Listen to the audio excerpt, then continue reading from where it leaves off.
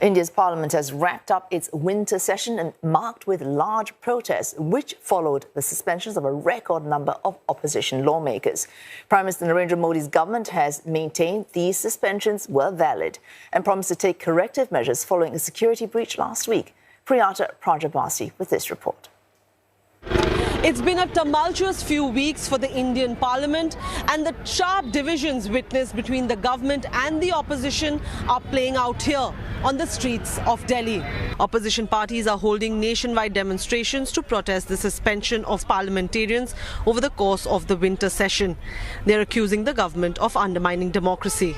The suspensions were a result of opposition leaders demanding a discussion and statement from India's Home Minister on last week's security breach, when two persons jumped onto the floor of the lower house, opened smoke canisters and shouted slogans. Two others did the same outside the parliament. So what we saw and witnessed in the last few days was something very dismal. The same scenes played out in the Rajya Sabha, the upper house also of the parliament. So in all, about 145 MPs have been thrown out, 146 to be precise. And this is something that has never happened before, especially at a time when three important bills were to be passed in the parliament. While both the Home Minister and the Prime Minister refused to make a statement over the incident in Parliament, Mr. Modi has said that the matter was being taken very seriously. On Thursday, the security of the Parliament was handed over to one of India's elite paramilitary forces.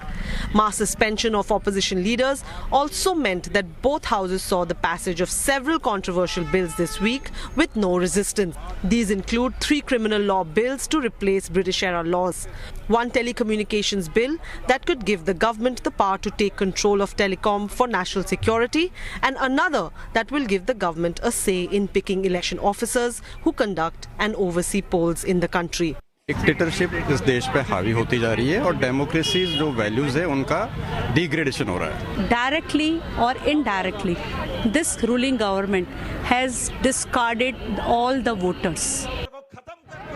Experts say the suspensions can actually be a blessing in disguise for the India bloc, an opposition coalition formed to fight the BJP in the upcoming elections in 2024, an alliance that has been seen as fragmented in the past.